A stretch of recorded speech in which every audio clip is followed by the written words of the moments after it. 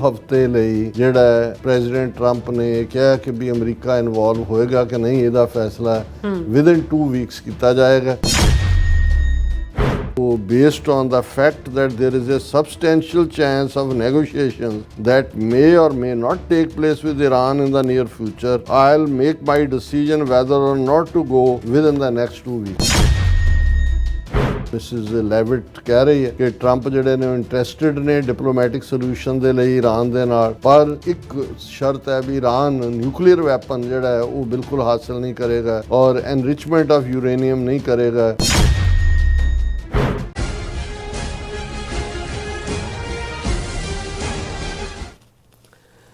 ਦਰਸ਼ਕੋ, break ਤੋਂ ਬਾਅਦ ਫਿਰ ਦੁਬਾਰਾ ਤੁਹਾਡਾ ਸਵਾਗਤ ਹੈ। ਸੋ ਵੀ ਇਸ ਗੱਲਬਾਤ ਕਰਨ ਜਾ ਰਹੇ ਹਾਂ ਕਿ ਵਾਈਟ ਹਾਊਸ ਵੱਲੋਂ ਕਿਹਾ ਗਿਆ ਹੈ ਕਿ ਅਮਰੀਕਾ ਈਰਾਨ ਜੰਗ ਵਿੱਚ ਸ਼ਾਮਲ ਹੋਵੇਗਾ ਜਾਂ ਨਹੀਂ, ਇਸ ਬਾਰੇ ਅਗਲੇ 2 ਹਫ਼ਤਿਆਂ ਦੇ ਵਿੱਚ ਫੈਸਲਾ ਲਿਆ ਜਾਏਗਾ।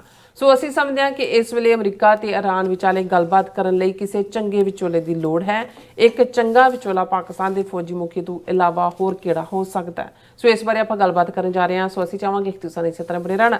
ਦੇਖਣ ਸੁਣ ਲਈ ਐਂਡ ਲਿਖਣ ਲਈ ਤੁਹਾਡਾ ਸਭ ਦਾ ਬਹੁਤ ਬਹੁਤ ਧੰਨਵਾਦ ਜੀ। ਡਾਕਟਰ ਸਾਹਿਬ, ਕੀ ਵਿਚਾਰਾਂ ਨੇ? ਦੇਖੋ, ਕੱਲ੍ਹ ਸਾਡਾ ਇੱਕ ਸੈਗਮੈਂਟ ਈਰਾਨ ਨਾਲ ਸੰਬੰਧਿਤ ਸੀ ਔਰ ਉਹਦੇ 'ਚ ਅਸੀਂ ਪ੍ਰੈਜ਼ੀਡੈਂਟ ਟਰੰਪ ਨੂੰ ਇਹ ਵਾਸਤਾ ਦਿੱਤਾ ਸੀ ਕਿ ਭਾਈ ਤੁਸੀਂ ਪੀਸ ਪ੍ਰੈਜ਼ੀਡੈਂਟ ਹੋ, ਨੋਬਲ ਪੀਸ ਪ੍ਰਾਈਜ਼ ਦੀ ਤਵੱਕੋ ਵੀ ਕਰਦੇ ਹੋ। ਤਾਲਿਬਾਨ ਦੇ ਨਾਲ ਜਿਹੜੀ 20 ਸਾਲ ਦੀ ਟੱਕਰ ਸੀ ਅਫਗਾਨਿਸਤਾਨ 'ਚ, ਉਸ ਜੰਗ ਨੂੰ ਮੁਕਾਇਆ, ਉਹਨਾਂ ਦੇ ਨਾਲ ਨੈਗੋਸ਼ੀਏਟ ਕੀਤਾ। ਤੁਹਾਡੇ ਪੋਲ ਪ੍ਰੋਮਿਸ ਕੈਂਪੇਨ ਦੇ ਵਿੱਚ ਵੀ ਹਿੱਸਾ ਸੀ ਕਿ ਵੀ ਅਸੀਂ ਕੋਈ ਜਿਹੜੀ ਐਸੀ ਵਾਰ ਜਿਹੜੀ ਅਮਰੀਕਨ ਵਾਰ ਨਹੀਂ ਹੈ, ਕਿਸੇ ਹੋਰ ਧਰਤੀ 'ਤੇ ਨਹੀਂ ਜਾ ਕੇ ਲੜਾਂਗੇ।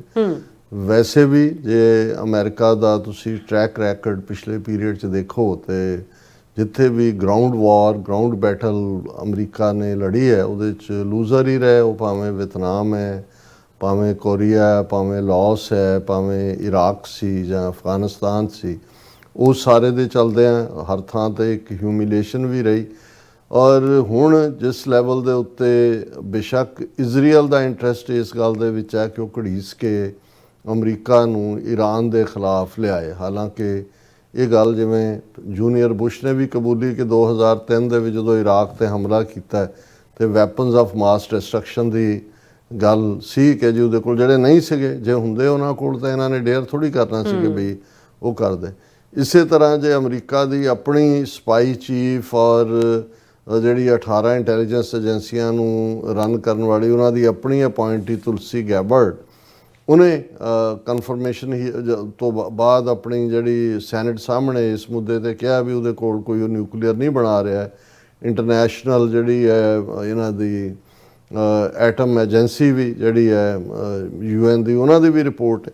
ਸੋ ਇਸ ਸਾਰੇ ਦੇ ਚੱਲਦਿਆਂ 2 ਦਿਨ ਪਹਿਲਾਂ ਤੱਕ ਤਾਂ ਇਹ ਲੱਗਦਾ ਸੀ ਵੀ ਨੈਕਸਟ 24 ਆਵਰਸ ਕੀ ਹੋਏਗਾ ਕੀ ਨਹੀਂ। ਅਸੀਂ ਇਹ ਸਮਝਦੇ ਹਾਂ ਕਿ ਵੀ ਹਰ ਗੱਲ ਦਾ ਨੈਗੋਸ਼ੀਏਸ਼ਨ ਗੱਲਬਾਤ ਰਾਹੀਂ ਹੱਲ ਨਿਕਲ ਸਕਦਾ ਹੈ। ਹਾਲਾਂਕਿ ਬ੍ਰੌਡਰ ਪਰਸਪੈਕਟਿਵ 'ਚ ਹੁਣ ਬਹੁਤ ਸਾਰੇ ਫੈਕਟਰ ਇਹ ਵੀ ਸਾਹਮਣੇ ਆ ਰਹੇ ਨੇ ਕਿ ਭਾਈ ਈਰਾਨ ਨੂੰ ਜਿਹੜਾ ਉਹ ਨਿਸ਼ਾਨੇ 'ਤੇ ਲੈਣਾ, ਉਹ ਰਸ਼ੀਆ, ਚਾਈਨਾ ਜਿਹੜੇ ਇੱਕ ਨੈਕਸਸ ਉਹਨਾਂ ਦੀ ਵੀ ਹੈ, ਉਹਨਾਂ ਨੂੰ ਵੀ ਇੱਕ ਮੈਸੇਜ ਦੇਣਾ ਹੈ। ਔਰ ਇਜ਼ਰਾਈਲ, ਮੈਨੂੰ ਲੱਗਦਾ ਵੀ ਮੋਰ ਇਜ਼ਰਾਈਲ ਨੇ ਜਾਂ ਜਿਹੜਾ ਜਿਸ ਲੈਵਲ 'ਤੇ ਨੈਤਨਯਾਹੂ ਖੁਦ ਆਪਣੇ ਲੋਕਾਂ 'ਚ ਅਨਪੋਪੂਲਰ ਹੈ। ਹੁਣ ਪਿਛਲੇ ਦਿਨਾਂ 'ਚ ਉਹਦੇ ਵਜ਼ੀਰਾਂ ਨੂੰ ਵੀ ਮੈਨ ਹੈਂਡਲ ਕੀਤਾ ਲੋਕਾਂ ਨੇ। ਲੋਕ ਬੜੀ ਤੇਜ਼ੀ ਨੇ ਜਹਾਜ਼ ਉੱਡ ਰਹੇ ਨੇ ਇਜ਼ਰਾਈਲ 'ਚੋਂ ਭਰ ਕੇ ਲੋਕਾਂ ਦੇ। ਇਹੀ ਨਹੀਂ ਵੀ ਤਹਿਰਾਨ ਜਾਂ ਦੂਜੇ ਦੇ ਲੋਕ ਦੌੜ ਰਹੇ ਨੇ ਉੱਥੇ ਵੀ, ਕਿਉਂਕਿ ਇਹ ਤਾਂ ਇਹਦੇ 'ਚ ਕੋਈ ਸ਼ੱਕ ਨਹੀਂ ਹੈ ਕਿ ਜਿਹੜੀਆਂ ਇਰਾਨੀ ਮਿਸਾਈਲਸ ਨੇ, ਭਾਵੇਂ ਜਿਹੜਾ ਮੌਤਾਂ ਨੇ ਉਹ ਜੇ ਇਜ਼ਰਾਈਲ 'ਚ ਡਜ਼ਨਸ 'ਚ ਹੋਈਆਂ ਨੇ ਤਾਂ ਈਰਾਨ 'ਚ ਸੈਂਕੜਿਆਂ 'ਚ ਹੋ ਰਹੀਆਂ ਨੇ ਜਾਂ ਹੋਈਆਂ ਨੇ। ਲੇਕਿਨ ਇਹ ਜਿਹੜਾ ਸੀ ਕਿ ਇਨਪੈਨੀਟਰੇਬਲ ਹੈ ਉਹਨਾਂ ਦਾ ਆਇਰਨ ਡੋਮ ਔਰ ਦੂਸਰਾ ਸਿਸਟਮ, ਔਰ ਦੂਜਾ ਕਿਉਂਕਿ ਕਿੰਨੇ ਮੁਲਕਾਂ 'ਚੋਂ ਨਿਕਲ ਕੇ ਉਹ ਮਿਸਾਈਲ ਜਿਹੜੀ ਆ ਇਜ਼ਰਾਈਲ ਤੱਕ ਪਹੁੰਚਦੀ ਹੈ। ਉਸ ਦੇ ਵਿੱਚ ਆਲਰੇਡੀ ਉਹਨਾਂ ਨੇ ਆਪਣੇ ਬੇਸ ਬਣਾਏ ਹੋਏ ਨੇ, ਜਿਹੜੇ ਅਮਰੀਕਨ ਬੇਸ ਮੌਜੂਦ ਨੇ। ਆਲਮੋਸਟ 18-19 ਬੇਸ ਨੇ ਜਿਹੜੇ ਈਰਾਨ ਦੇ ਆਲੇ ਦੁਆਲੇ ਨੇ, ਹੁਣ ਜਿਹੜੇ ਮਿਡਲ ਈਸਟ ਤੱਕ ਨੇ। ਔਰ ਇਸ ਸਾਰੇ ਦਾ ਇਹ ਵੀ ਫੀਅਰ ਸੀ ਕਿ ਜੇ ਵੰਸ ਜਿਹੜਾ ਹੁਣ ਜਿਹੜੀਆਂ ਪਹਿਲੇ ਅਟੈਕ ਇਜ਼ਰਾਈਲ ਨੇ ਕੀਤੇ ਉਸ 'ਚ ਤਾਂ ਉਹ ਕਾਮਯਾਬ ਨਹੀਂ ਹੋਏ ਕਿ ਵੀ ਨਿਊਕਲੀਅਰ ਫੈਸਿਲਿਟੀ ਦਾ, ਬੇਸ਼ੱਕ ਬਿਲਡਿੰਗਾਂ ਉੜੀਆਂ ਜਾਂ ਦੂਜੀਆਂ, ਪਰ ਐਸਾ ਕਿਹਾ ਜਾਂਦਾ ਹੈ ਕਿ ਵੀ ਜੇ ਬੰਕਰ ਵੀ ਨਿਊਕਲੀਅਰ ਬਣੇ ਹੋਣਗੇ ਉਹ ਇੰਨੇ ਥੱਲੇ ਨੇ ਕਿ ਇਜ਼ਰਾਈਲ ਕੋਲ ਉਸ ਲੈਵਲ ਦੇ ਬੰਬ ਨਹੀਂ ਨੇ। ਉਹ ਜਿਹੜਾ ਫਾਦਰ ਆਫ ਆਲ ਬੋਮਬਸ ਜਿਹਨੂੰ ਕਹਿੰਦੇ ਨੇ 30,000 ਪਾਉਂਡ ਦਾ ਉਹ ਅਮਰੀਕਾ ਕੋਲ ਹੈ, ਉਹੀ ਜ਼ਮੀਨ ਦੋਜ਼ ਹੋ ਕੇ ਜਿਹੜਾ ਹੈ ਉਹਨੂੰ ਡਿਸਟਰੋਏ ਕਰ ਸਕਦਾ ਹੈ। ਸੋ ਨੇਤਨਯਾਹੂ ਦੀ ਕੋਸ਼ਿਸ਼ ਇਹੀ ਹੈ ਕਿ ਵੀ ਅਮਰੀਕਾ ਨੂੰ ਇਨਵੋਲਵ ਕੀਤਾ ਜਾਏ, ਔਰ ਇਹ ਸਾਰੇ ਦੇ ਚੱਲਦੇ ਆ ਪ੍ਰੈਜ਼ੀਡੈਂਟ ਟਰੰਪ ਨੇ ਜਿਸ ਕਿਸਮ ਦਾ ਪਹਿਲਾ ਰਿਐਕਸ਼ਨ ਦਿੱਤਾ ਸੀ, ਇਨੀਸ਼ੀਅਲੀ ਲੱਗਦਾ ਸੀ ਕਿ ਵੀ ਨੇਤਨਯਾਹੂ ਦੀ ਖਾਹਿਸ਼ ਪੂਰੀ ਹੋਣ ਜਾ ਰਹੀ ਹੈ, ਔਰ ਜਿਵੇਂ ਉਹਨਾਂ ਨੇ ਪਹਿਲਾ ਕਮੈਂਟ ਵੀ ਇਜ਼ਰਾਈਲ ਤੇ ਪਹਿਲਾਂ ਤਾਂ ਉਹਨਾਂ ਦੇ ਸੈਕਟਰੀ ਆਫ ਸਟੇਟ ਨੇ ਕਿਹਾ ਜੀ we have nothing to do with it, ਪਰ ਫਿਰ ਜਿਵੇਂ ਉਹ ਟਰੰਪ ਦੇ ਫੈਂਟੈਸਟਿਕ ਤੇ ਬਿਊਟੀਫੁਲ ਲਫ਼ਜ਼ ਹੁੰਦੇ ਨੇ, ਉਹਨਾਂ ਨੇ ਕਿਹਾ ਜੀ ਫੈਂਟੈਸਟਿਕ ਜੌਬ, ਕਿਉਂਕਿ ਪਹਿਲੇ ਹਮਲੇ 'ਚ ਈਰਾਨ ਨੇ ਜਿਹੜਾ ਉਹਨਾਂ ਦੇ ਸਾਇੰਟਿਸਟ ਜਨਰਲ ਕਈ ਮਾਰਤੇ ਉਹਨਾਂ ਨੂੰ ਵੀ, ਪਰ ਜਿਵੇਂ ਅਸੀਂ ਕੱਲ੍ਹ ਵੀ ਗੱਲ ਕੀਤੀ ਸੀ ਕਿ ਈਰਾਨੀ ਲੋਕ ਜਾਂ ਉਹਨਾਂ ਦੀ ਆਪਣੀ ਸਿਵਲਾਈਜੇਸ਼ਨ ਜਾਂ ਫਾਈਟਿੰਗ ਜੇ 1979 ਤੋਂ ਸੈਂਕਸ਼ਨਸ ਲੱਗੀਆਂ ਹੋਈਆਂ ਹੈ, ਔਰ ਇਹਨਾਂ 45 ਸਾਲਾਂ 'ਚ ਉਹ ਸੈਂਕਸ਼ਨਸ ਦੇ ਬਾਵਜੂਦ ਸਰਵਾਈਵ ਕਰ ਰਹੇ ਨੇ, ਔਰ ਉਹਨਾਂ ਨੇ ਗਿਵਨ ਨਹੀਂ ਕੀਤਾ। ਤੇ ਵੀ ਇਹ ਠੀਕ ਨਹੀਂ ਹੋਣਾ ਵੀ ਤੁਸੀਂ ਉਹਨਾਂ ਤੋਂ ਐਕਸਪੈਕਟ ਕਰੋ ਕਿ ਵੀ ਉਹ ਸਰੈਂਡਰ ਕਰਨਗੇ, ਕਦੇ ਨਹੀਂ ਕਰਨਗੇ। ਹੁਣ ਇਜ਼ਰਾਈਲ ਨੇ ਅੱਜ ਇਹ ਕਿਹਾ ਕਿ ਜੀ ਅਸੀਂ ਜਿਹੜਾ ਉਹਨੂੰ ਜਿਹੜਾ ਖਮੀਨੀ ਨੂੰ ਜਿਹੜਾ ਉਹ ਉਡਾਣੇ, Khamenei can no longer be allowed to exist Israel.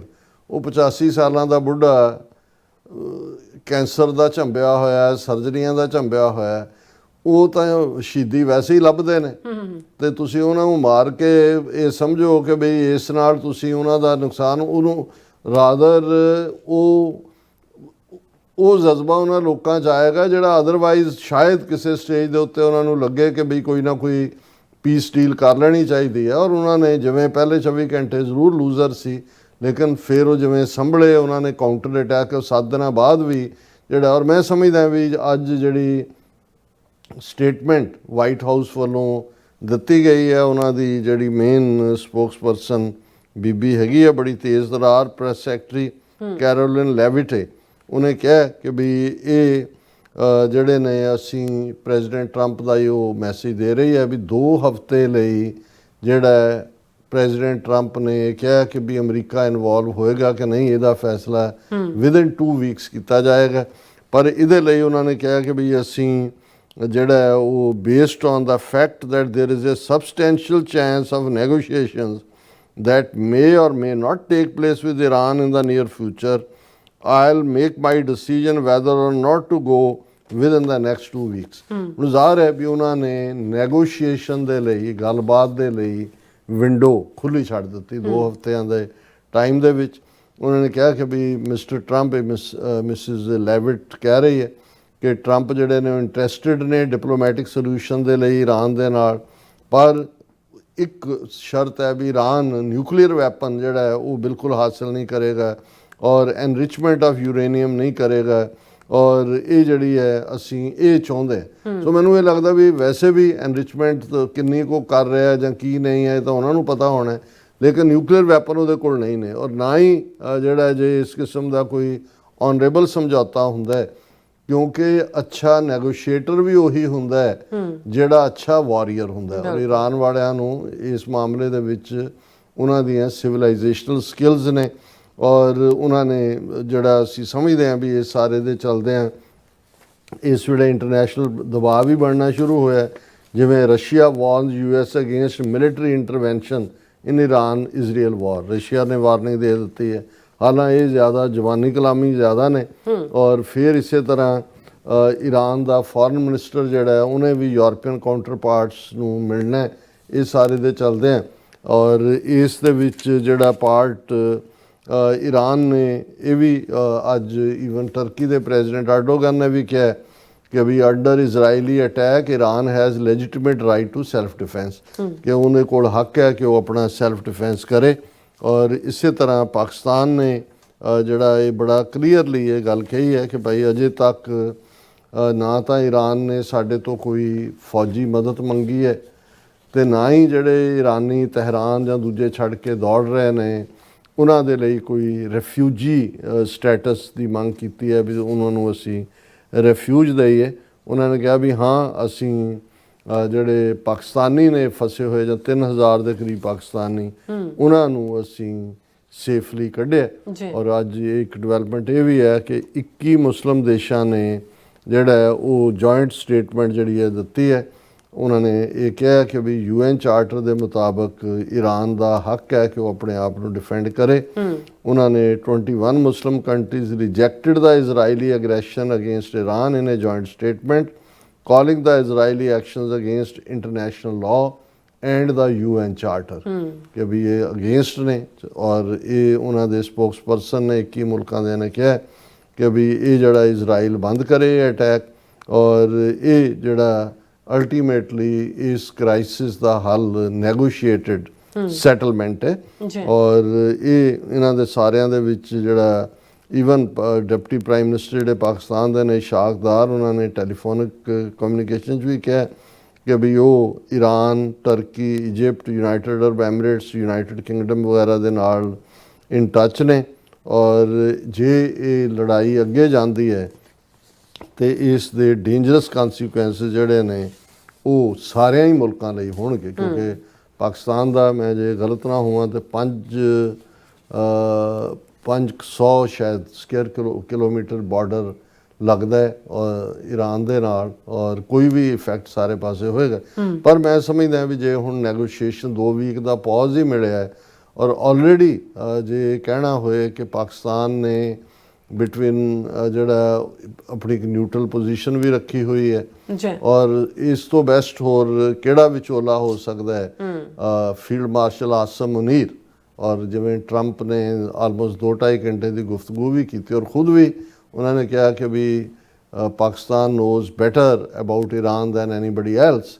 ਸੋ ਮੈਨੂੰ ਇਹ ਲੱਗਦਾ ਵੀ ਕਿਤੇ ਨਾ ਕਿਤੇ, ਔਰ ਇਹ ਆਲਰੇਡੀ ਜਿਹੜਾ ਸਟੇਟਸ ਇਸ ਵੇਲੇ ਪਾਕਿਸਤਾਨ ਦਾ ਬਣਿਆ ਹੈ, ਪਾਕਿਸਤਾਨ ਦੇ ਵੀ ਹਿੱਤ 'ਚ ਹੈ, ਇੰਟਰਨੈਸ਼ਨਲ ਵੀ ਸਭ ਦੇ ਹਿੱਤ 'ਚ ਹੈ, ਔਰ ਇਹਨੂੰ ਅਸੀਂ ਵੈਲਕਮ ਕਰਦੇ ਹਾਂ ਇਸ ਸਟੈਪ ਨੂੰ, ਜਿਹੜਾ 2 ਵੀਕ ਦੀ ਵਿੰਡੋ ਨੈਗੋਸ਼ੀਏਸ਼ਨ ਦੇ ਲਈ ਹੈ। ਔਰ ਕਿਉਂਕਿ ਅਲਟੀਮੇਟਲੀ ਜੇ ਅਮਰੀਕਾ ਇਨਵੋਲਵ ਹੁੰਦਾ ਹੈ, ਈਰਾਨ ਜਿਹੜੇ ਅਮਰੀਕਾ ਦੇ 17-18 ਬੇਸ ਨੇ ਉਹਨਾਂ 'ਚ ਲੱਖਾਂ ਬੈਠੇ ਹੋਏ ਨੇ ਫੌਜੀ, ਵਲਨਰੇਬਲ ਹੋਣਗੇ, ਆਇਲ ਪ੍ਰਾਈਸਿਸ ਅਪ ਜਾਣਗੀਆਂ, ਇਕੋਨਮੀ ਵੀ ਥੱਲੇ ਨੂੰ ਜਾਏਗੀ, ਔਰ ਇਹ ਲੌਂਗ ਟਰਮ ਜੰਗ ਨੂੰ ਸੱਦਾ ਦੇਣਾ ਹੋਏਗਾ। ਸੋ ਤੁਸੀਂ ਬਿਲਕੁਲ ਠੀਕ ਕਿਹਾ ਕਿ ਵੀ ਆਸਮ ਮੁਨੀਰ ਤੋਂ ਵਧੀਆ ਵਿਚੋਲਾ ਹੋਰ ईरान और अमेरिका विचाले नेगोशिएशन ਲਈ ਕੌਣ ਹੋ ਸਕਦਾ ਹੈ। ਜੀ ਰਾਸਾ ਤੁਹਾਡਾ ਬਹੁਤ ਬਹੁਤ ਸ਼ੁਕਰੀਆ। ਸੋ ਥਲੇ ਨਾ ਬ੍ਰੇਕ ਵਿਊਅਰਸ, ਤੁਸੀਂ ਇਸ ਤਰ੍ਹਾਂ ਬੜੇ ਰਹਿਣਾ, ਮਿਲਦੇ ਹਾਂ ਛੋਟੇ ਜਿਹੇ ਬ੍ਰੇਕ ਤੋਂ ਬਾਅਦ।